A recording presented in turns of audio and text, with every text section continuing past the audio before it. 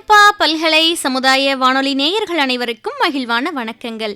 இன்று நம் வானொலியில் வசீகர ஆளுமை முத்துக்கள் நிகழ்ச்சியை வழங்க இணைகிறார் விட்டில் துரை அறிவழகன் அவர்கள். இவர் 1967 ஆண்டு பிப்ரவரி மாதம் 22 இலங்கையின் டிக்கோவில் பிறந்துள்ளார். பூர்வீகம் ஓரியூர் வழித்தடத்தில் உள்ள வலையன்வயல் எனும் குக்கிராமம்.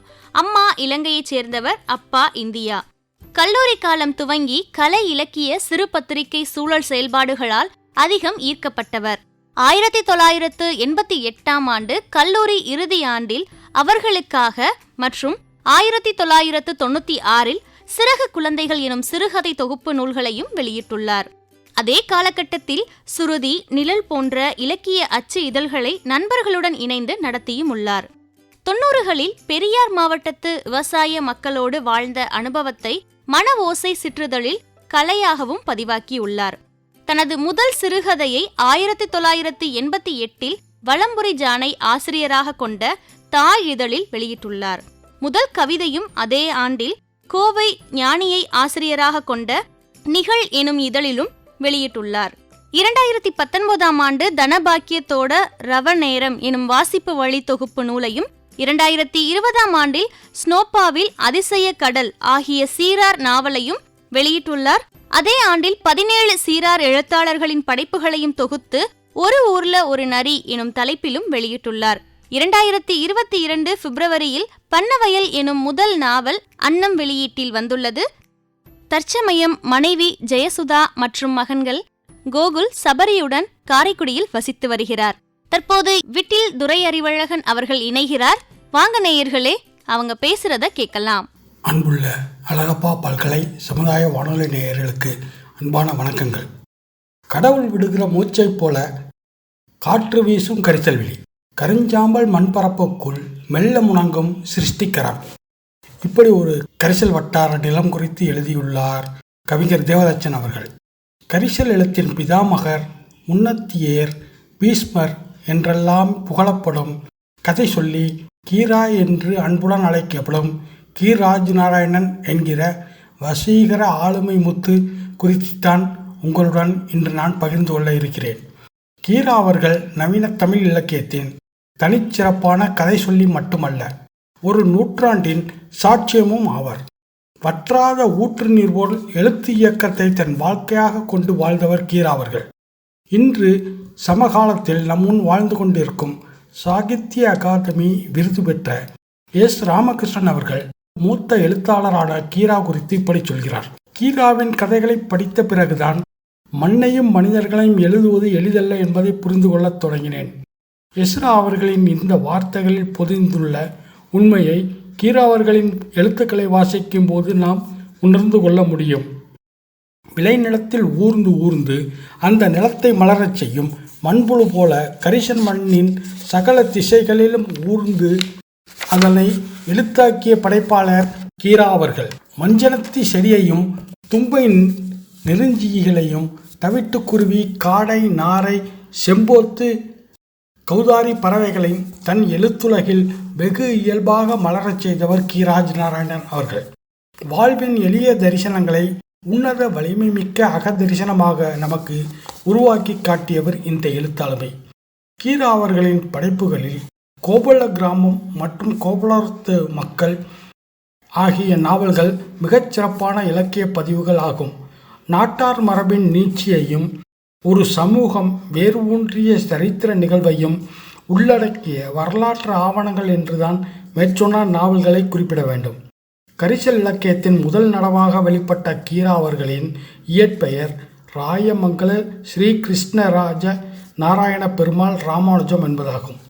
1923 ஆண்டு கோவில்பட்டிக்கு அருகில் உள்ள இடைச்செவல் எனும் கிராமத்தில் பிறந்தவர் இந்த கதை சொல்லி.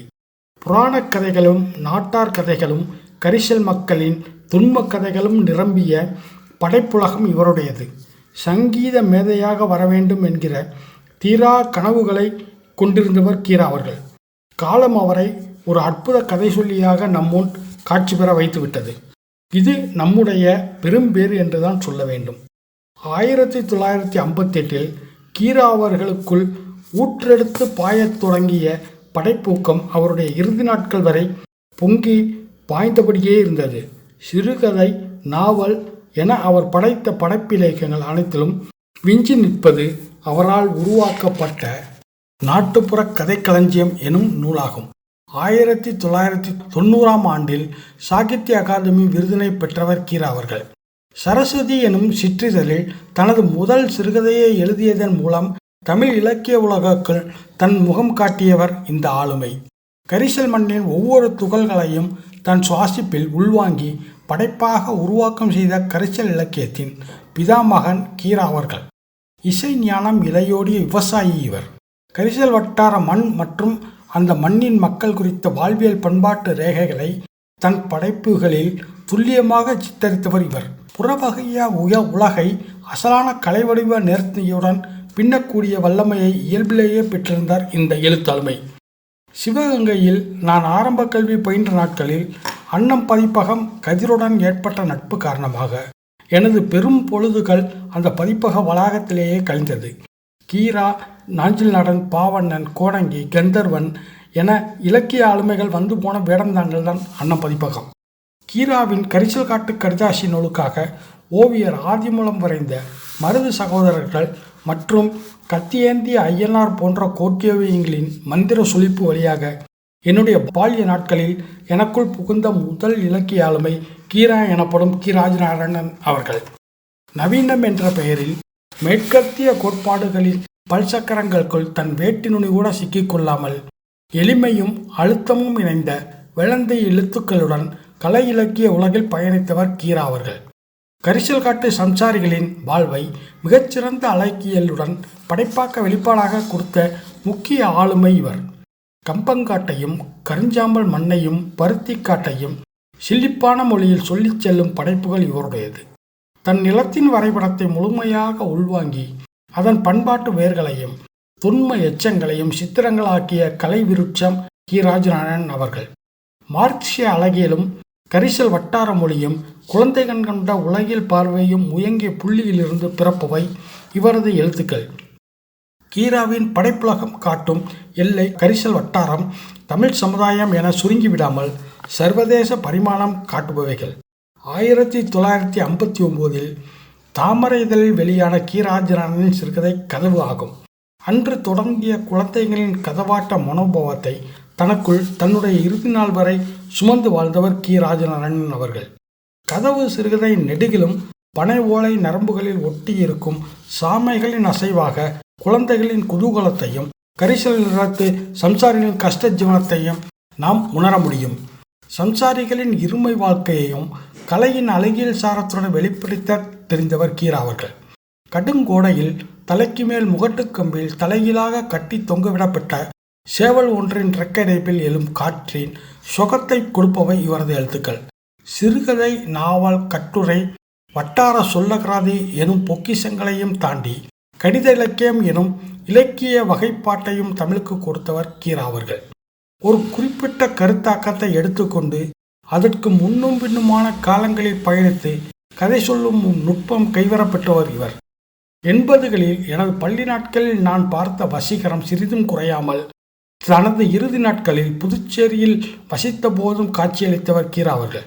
எட்டக்காப்பட்டியைச் சேர்ந்த முத்துச்சாமி அவர்களால் அறிமுகப்படுத்தப்பட்ட பொது உடைமை தத்துவம், சோவியத் இலக்கிய நூல்கள் ஆகியவைகளால் இளம் வயதிலேயே ஈர்க்கப்பட்டவர் இந்த ஆளுமை. இலக்கியம், அரசியல் எனும் எல்லைகளுக்குள் அடங்காமல் இசை மீதும் பித்து கொண்டு தனது இளம் வயதில் அலைந்தவர் கீரா அவர்கள். காரக்குறிச்சி அருணாசலத்தின் நாதஸ்வரமும் சாத்தூர் பிச்சையா குட்டியின் இசையும் இவரை மயக்கியவைகள். 1945இல் கீரா அவர்களின் சொந்த சிப்பு எனும் சிறுகதை கு. அழகிரிசாமியின் சக்தி இதழில் வெளிவந்தது. என்றாலும் 1958இல் சரஸ்வதி இதழில் வெளிவந்த மாயமான் எனும் சிறுகதையையே தனது முதல் சிறுகதை என்று குறிப்பிடுவார் கீரா அவர்கள். இவரது கோபுலபுரத்து மக்கள் நாவலும் ஒன்றின் தொடர்ச்சி மற்றொன்று என சொல்லும் வகையில் அமைந்தவைகளே. 300 ஆண்டுகளுக்கு முன்பு நிகழ்ந்த தெலுங்கு பேசும் மக்களின் தமிழ்நாட்டு குடியேற்றம், அவர்கள் வாழ்வின் பரிமாண வளர்ச்சி என காலத்தோடு முன்னும் பின்னும் பாய்ந்து கதை சொல்லும் பாணியில் அமைந்த நாவல்கள் இவை. சொந்த அனுபவத்தாலும் பெரிய பாட்டி சொன்ன அனுபவ கதைகளாலும் நிரம்பிய நூற்றாண்டு தாண்டிய வசீகரத்தை உள்ளடக்கியவை இந்த நாவல்களின் கதைக்களன். 137 வயதான மங்கத் தாயாரம்மாள் வாயிலாக சென்னாதேவியின் வரலாற்றை எழுத்து ஆவணமாக்கியவர் கி. ராஜநாராயணன் அவர்கள். 99 வயது வரையிலும் நினைவாற்றல் சிறிதும் குன்றாமல் படைப்பு இலக்கியத்தில் இயங்கி வந்த அபூர்வ ஆளுமை இவர். இறுதி நாட்களில் கீரா அவர்கள் எழுதிய அன்றரண்ட பச்சி எனும் நாவல் இன்று தமிழ் இலக்கிய உலகில் கையெழுத்து பிரதியாக வலம் வந்து கொண்டுள்ளது. அசாமிய எழுத்தாளர் லக்ஷ்மிநந்தன் பேராவின் நாவலில் காட்சி பெறும் கங்கை பறந்தின் சிறகுகளைப் போல 6 பருவங்களின் வர்ண ஜாலங்களை நிரப்பிக்கொண்டு சிறகடித்து பறக்கும் அண்டரண்ட பச்சி கீரா எனப்படும் கீராஜரான் அவர்களின் எழுத்துக்கள் இந்த பூமியின் காலம் நெடுகிலும் நிலைத்து நிற்கும் என்பது மறுக்க முடியாத உண்மையாகும். நன்றி, வணக்கம்.